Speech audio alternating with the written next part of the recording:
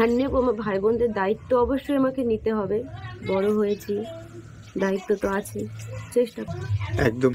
আর এগুলো মানে দেখানোর মতনও আমার উচিত নয়, কিন্তু আমি বাধ্য হয়ে, কারণ এই 9 মাস ধরে অনেক মানুষ আপনাদের সাপোর্ট করেছে, পাশে এসে দাঁড়িয়েছে, আমার মনে হয় তাদেরকে একবার জানানো উচিত। হ্যাঁ, সবার আশীর্বাদেই আমরা এখন পর্যন্ত মানে এইভাবে এখন পর্যন্ত আছি, সবার আশীর্বাদ পেয়েছি। একদম একদম।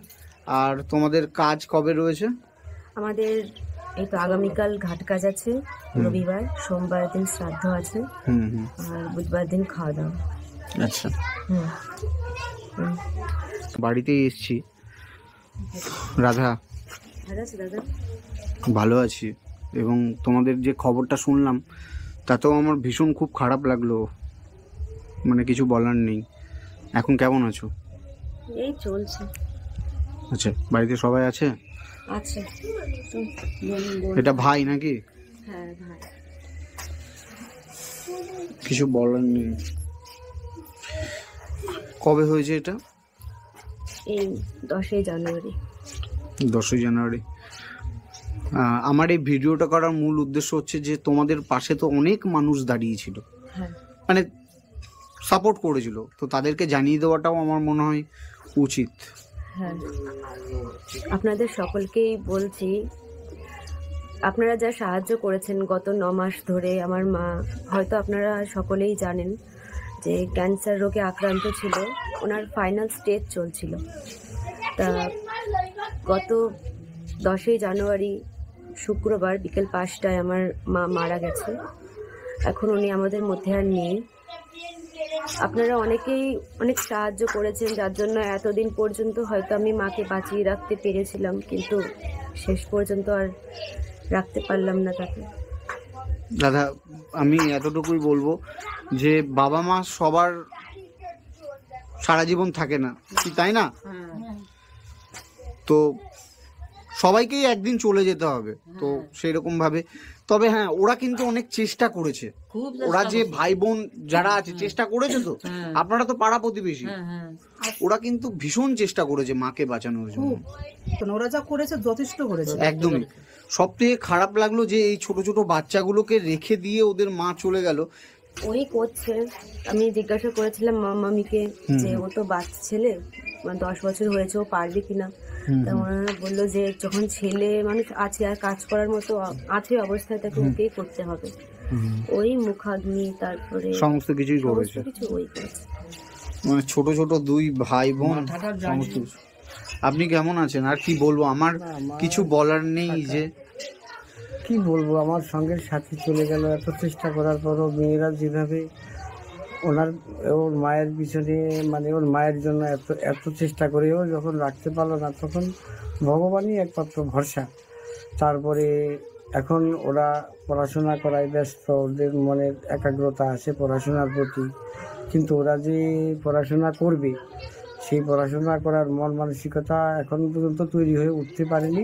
এগুলোকে, মানে এই ছোট্ট ছেলে, মানে আপনার ছেলের বয়স কত? এই বর্তমানে 10 পেরিয়ে 11 পড়েছে। 10 বছরের একটা মানে বাচ্চা, মানে ও এখনো হয়তো কিছু বোঝেও না। হ্যাঁ জয়ন্তী? না, ও এখনো কিছু বোঝে না। ও এখনো মানে বিশ্বাসই করে উঠতে পারেনি যে হয়তো মা চলে গেছে। তুমি বাড়ির বড়, ওদের দিদি, এই যে ছোট ছোট বাচ্চাগুলোর এদের দিদি হচ্ছে তুমি, অতএব তোমাকে কিন্তু এখন সবকিছু সামলাতে হবে, কি তাই না? আপনারা কি বলেন পাড়া প্রতিবেশী হিসাবে? এখন কিন্তু মানে আমার মনে হয় বড় দিদি, মানে বাড়ির বড় দিদি হিসাবে রাধাকেই এখন দায়িত্বটা নিতে হবে, তাই না রাধা? কি বলো তুমি? চেষ্টা করব, কিছু করার নেই এখন। এই ছোট ছোট এতদিন মা শক্তি ছিল, মাই মেরুদণ্ড ছিল। মেন বলতে আমিও মায়ের উপরে ডিপেন্ড ছিলাম এতদিন। মানে আমি যে ওদের দায়িত্ব নেব বা এরকম কোনোদিনও ভাবিনি যে মা এরকম ভাবে চলে যাবে, এত তাড়াতাড়ি চলে যাবে, কারণ মার উপর নির্ভর করেই আমিও ছিলাম। এখন সবকিছু, হ্যাঁ সবাই বলছে আমাকে মানিয়ে নিতে, বা কিন্তু এটাও দেখতে হবে যে আমারও তো মা চলে গেছে, বলো আমার কি কাঁদতে ইচ্ছে করে না, বা আমারও তো দরকার কাউকে পাশে। অবশ্যই অবশ্যই। হ্যাঁ, নেবো। আমার ভাই বোনদের দায়িত্ব অবশ্যই আমাকে নিতে হবে, বড় হয়েছি, দায়িত্ব তো আছে, চেষ্টা করব। মায়ের মতো না পারি, মায়ের মতো হওয়ার তো আর যায় না, চেষ্টা করব। একদম। আর এগুলো মানে দেখানোর মতনও আমার উচিত নয়, কিন্তু আমি বাধ্য হয়ে, কারণ এই 9 মাস ধরে অনেক মানুষ আপনাদের সাপোর্ট করেছে, পাশে এসে দাঁড়িয়েছে, আমার মনে হয় তাদেরকে একবার জানানো উচিত। হ্যাঁ, সবার আশীর্বাদেই আমরা এখন পর্যন্ত মানে এইভাবে এখন পর্যন্ত আছি। সবার আশীর্বাদ পেয়েছি বলেই তাকে এতদিন পর্যন্ত ধরে রাখতে পেরেছিলাম। এখন ভগবান যা করেন, এখন আমরা আর কি বলবো বলেন। এই আপনারা ভালো থাকুন। হ্যাঁ। আর জয়, আর এই ছোট ছোট বাচ্চাগুলো, এই যে ছোট ভাই, তোমার নাম কি যেন বাবু? মোহন। মোহন, তুমি কোন ক্লাসে পড়ো? 5। তুমি 5-এ পড়ো। এই যে ছোট ভাই, এই ভাইটার দায়িত্বটা অন্তত তোমরা নিও। মানে আমার ছোটবেলায়, আমারও ছোটবেলায়, ওর হয়তো 10 বছর বয়সে মা মারা গেছে। আমার তখন, আমি মাধ্যমিক পরীক্ষা দিই, তখন আমার মা মারা গেছে। কারণ একটা মানুষের জীবনে মায়ের কতটা গুরুত্ব সেটা তার সন্তানরাই জানে, তাই না?